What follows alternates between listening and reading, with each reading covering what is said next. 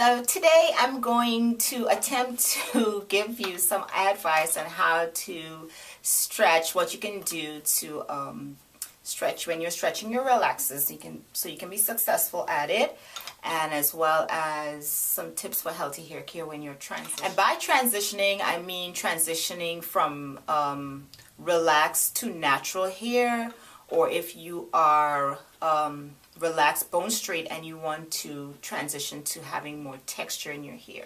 Now, this is some of the things that I do, and it's worked for me. My hair type is, I've got like about 3 textures. I've got 3B, 3C, and a little bit of 4A, which is like somewhere like just in the middle of my hair, but it's mostly 3C and 3B here that I have. So my curl pattern is not that tight. It's not really tightly coiled, but this can work for anyone.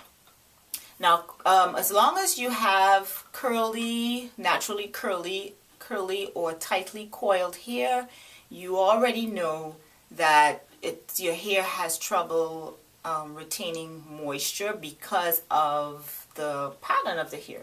So when your hair is growing out of your scalp, it grows in a spiral, and the oil that your scalp produces, or the nutrients, it has to go around and around before it can get to the, to coat the entire hair shaft or feed the entire hair strand.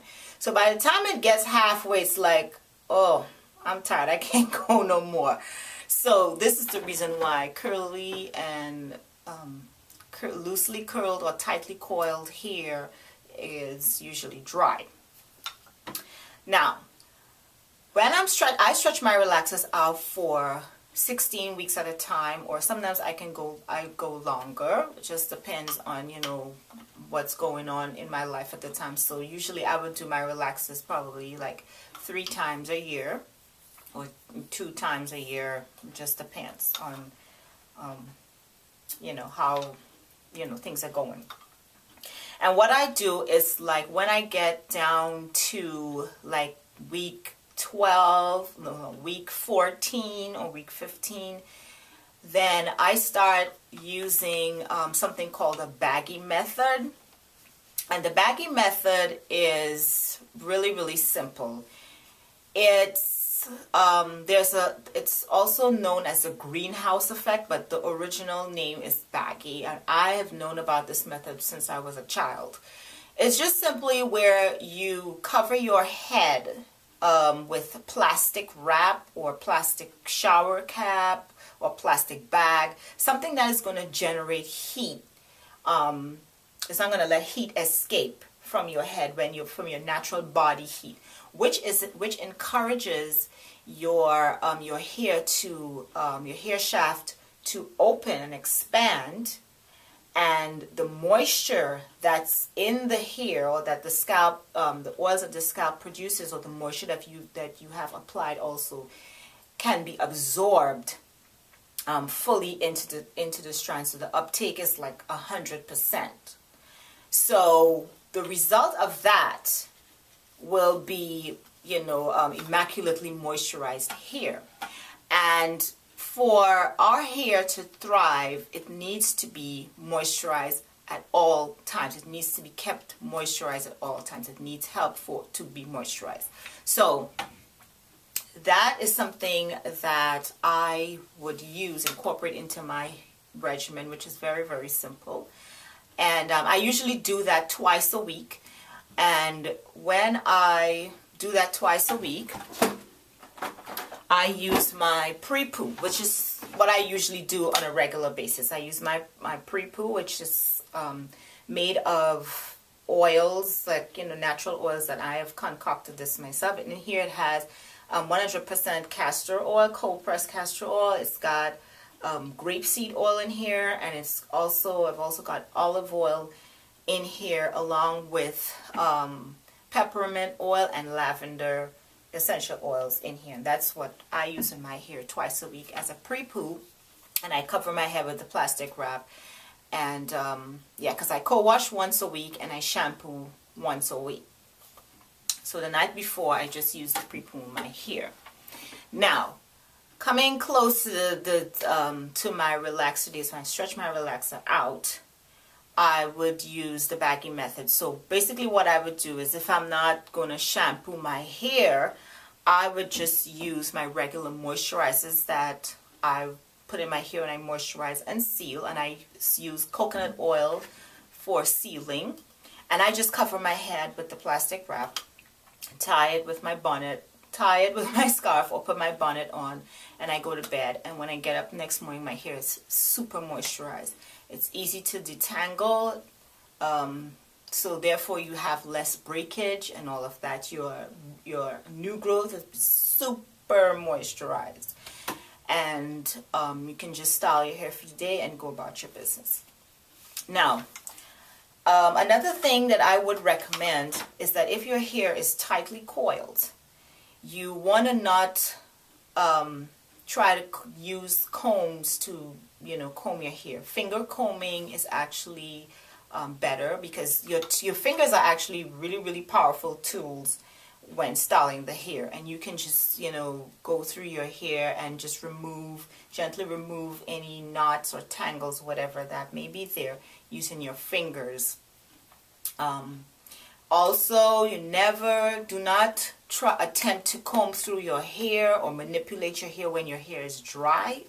You want to always have some degree of moisture in there. So I would suggest that, if you're going to do anything with your hair, you want to add some of if it's just coconut oil or some of whatever leave-in moisturizer you use, you just put that into your hair first, kind of massage it, and then you start to work through the hair. It's going to be much easier, and then you're going to also avoid breakages. For transitioning, which is stretching and basically transitioning, kind of like go hand in hand in a sense, because you are foregoing any chemical treatments for some time. So it's basically the same thing. Although transitioning here, people who are transitioning from relaxed to natural, some of them just cut their hair off, they call a big chop, or some of them do long-term transitioning where they want their hair to grow out to a certain length, because they are not comfortable with just doing a big chop, not really knowing how to style their hair or whatever, for whatever reason. It doesn't even matter. Yeah, and transitioning styles vary. I mean, if you are a lot of people like to use a lot of curly styles, because it helps them to helps them to see what their hair would look like with its natural curly texture too. And also it helps to blend the new growth in with the relaxed ends. So that works for a lot of people as well. Braiding is something else that you can consider doing, whether you braid your own hair, or if you use extensions as well. That's another way that you can transition without having to manipulate your hair. Some people use wigs. They use full wigs. Some people use half wigs, like those 3/4 or U-part wigs. Or sew-in weaves. Whatever is your choice. You can switch it up, change it up. Change up your look and things like that. So at the end of the day, basically, you just want to make sure that your hair, you just keep your hair moisturized, and that's what I do. I always use a wide tooth comb when I am working with my hair. I always use a wide tooth comb. I'm very, very careful when my hair is soaking wet, and when I shampoo my hair, or when I co-wash my hair, as long as it's soaking wet, I always try to dry it off a little bit first before I start doing anything, like putting my hands through it and stuff. And as your hair gets longer, it becomes it's more work to really take care of your hair as it gets longer and longer.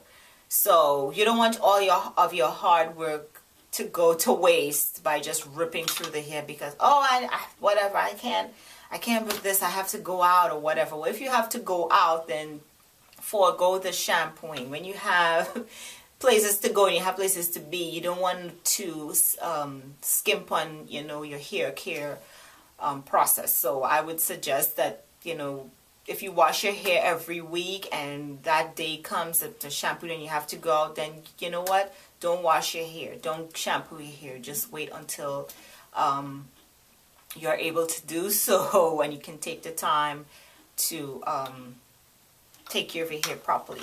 Also, another thing I almost forgot, deep conditioning. Oh, yes.